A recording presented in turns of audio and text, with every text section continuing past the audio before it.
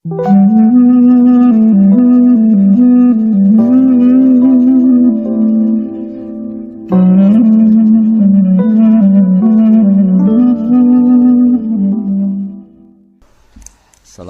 warahmatullahi wabarakatuh. Bismillahirrahmanirrahim. Nah, mulane wong kudu mikir, adinu aklun wala dina liman la kalalah. Terus sing wujud iku HP, sing wujud iku pulpen. Nak ditemplekno jenenge kumpul, nak dipisah jenenge bisa. Tapi pisah mbek kumpul barang sing ora wujud. Lah barang ra wujud saiki kudu dimani, orang mati demi demokrasi. Lalu demokrasi itu apa wujud? Mana ada orang tobat itu perkara ini. Nanti kalau saya di akhirat ditolong demokrasi kan tidak juga. Amalannya pun bener, iman yang kenjenengan be Allah, be Kanjeng Nabi pun bener. Mergi iman be barang sing napa wujud. Lalu kedua, kalau Anda iman fungsinya makanan atau minuman atau makhluk selain Allah, niku bener wujud, tapi wujud yang berkesudahan. Makanya disalahkan juga sama Allah. Wong barang berakhir berkesudahan kok mbok imani. Makanya namung iman be Allah Subhanahu wa taala mergo hayyum bak napa hayyum. Makanya Allah ngendikan wa tawakkal 'alal hayyil ladzi la yamut. Kena tawakal ya mbek zat sing ra iso mati. Karena kena percaya presiden mati. Percaya ya wujud tapi mati. Ya bingung barang presiden iki. Paham ya? Duit ya ilang. Wis mati sik malah sedurunge wis mati duit wis mati. Sing urip-urip kan kowe. Dadi duit wasline wis apik, tengok-tengok wis mati. Paham lah. Wong kafir senengane dewa-dewa ana amal padahal hakikate kasarobi yahsabu dzamanu ma iki hebate Quran. Terus wong iku kudu mikir. Dadi yang kita bela-bela iku barang sing ora wujud. Demokratisasi itu ndak wujud. Kita harus bersambung, kita harus punya visi bersama. Sebab biasa uni-unine kowe ketoke saiki kowe jog ngaji kula niku mukmin. Mukmin niku pokoke nek cara Allah apik wis lakoni atas nama perintah Allah. Mergo iki demi barang sing wujud. Aja geman Allah ra mbok elok-elokno, mergo berarti kowe ngimani barang sing mboten wujud. Kok saiki akhlak diarani etika, kebaikan diarani norma. Allah ora tau disebut. Kebaikan bersama, norma bersama. Saiki Allah iku wis ilang. Wah, anggere barang apik jenenge etika, barang apik jenenge norma. Ora tau muni Allah ngajarkan ini, Rasulullah. Suwe-suwe bahkan orang itu sampai bisa bayangkan tanpa agama karena merasa sudah bisa menemukan norma tanpa agama. Lalu lucunya banyak santri yang ikut itu. Ya itu musibah.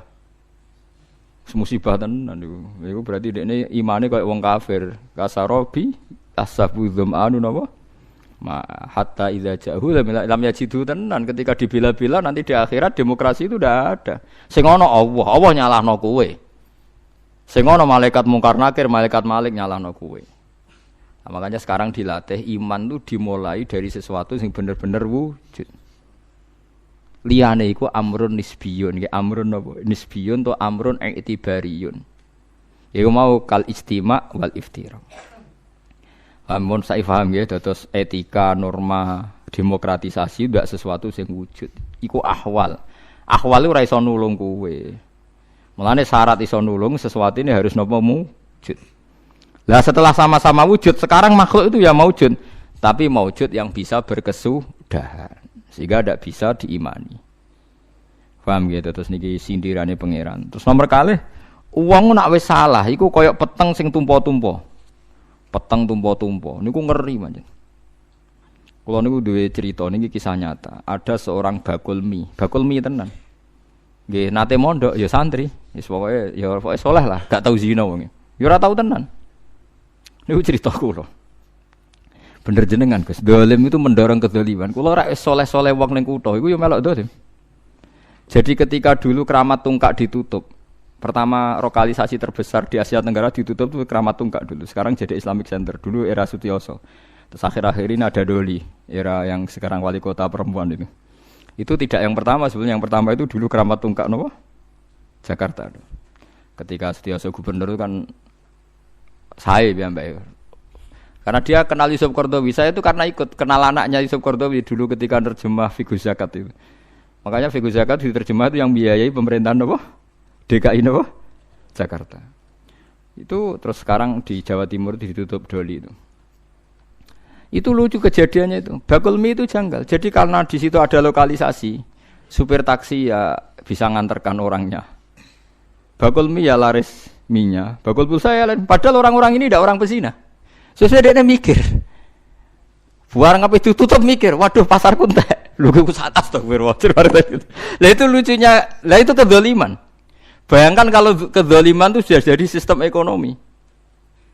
Nanti buka untuk bakul warung ya untuk pulsa ya untuk taksi ya untuk becak. Jadi ternyata yang protes ketika doli ditutup itu tidak hanya hidung belangnya, orang-orang sekelilingnya yang nggak pernah zina juga ikut. Karena terus sepi. Paham? Lucu kan? Lucu betul. Ya lucu. Dia akhirnya mikir, astagfirullah.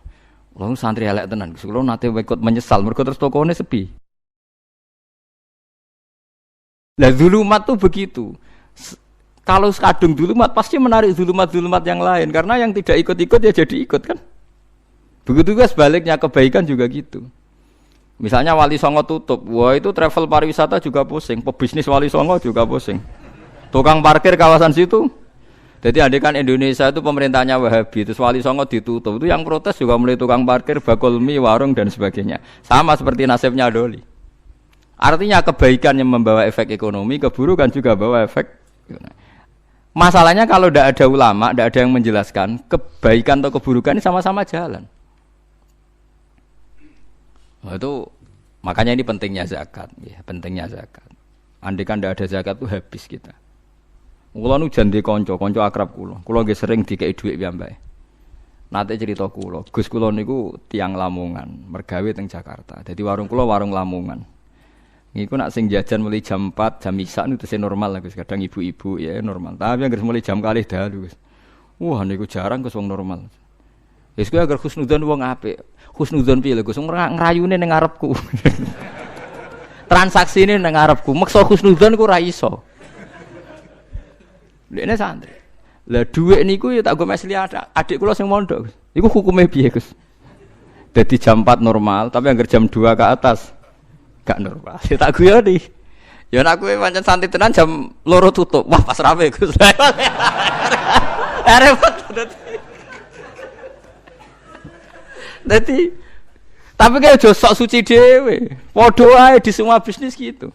Nanti misalnya kowe ra di warung, tapi supplier berasnya Ruhin.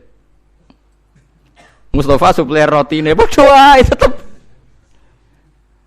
Mulane yang disesali ulama modern, kenapa ulama dulu mencontohkan i'anah alal maksiat, contohnya kok adol pedang ning begal.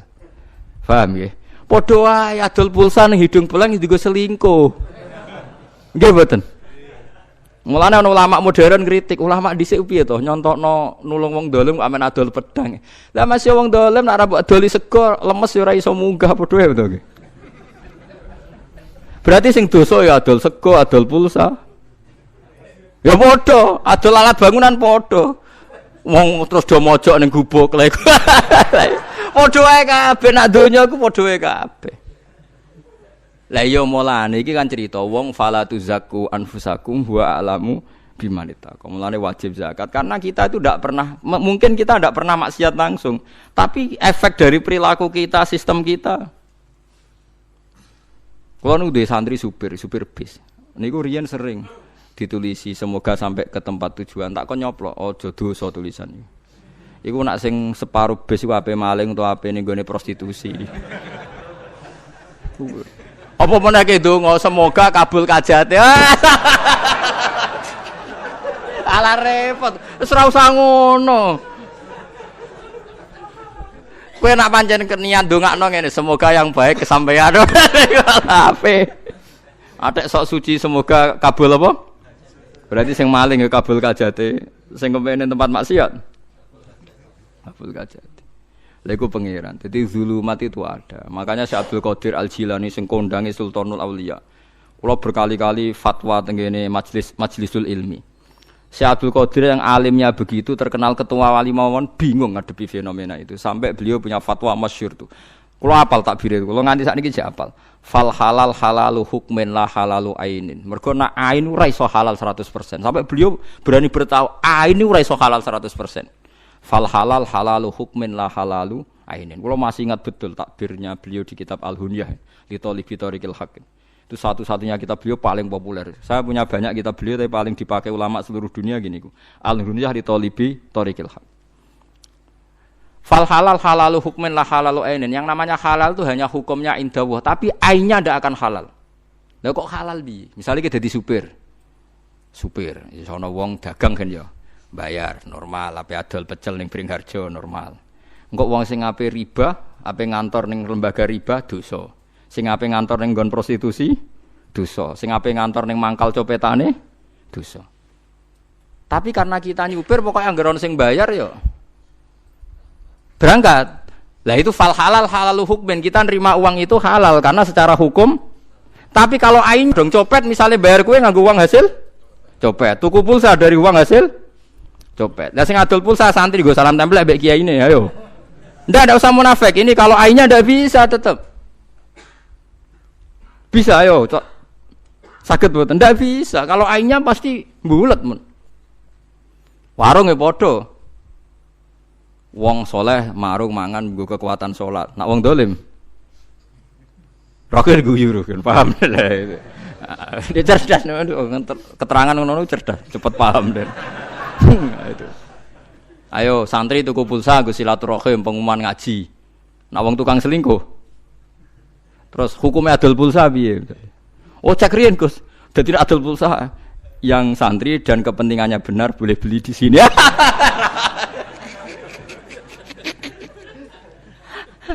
Enggak adol beras ya bodoh. Yang makanya untuk taat silahkan beli di sini, yang ndak jangan. Misalnya pengumuman ngono wong bodoh ini tetap pakai kan? Ayo sing halal piye jajal. Kayak contoh tukang parkir.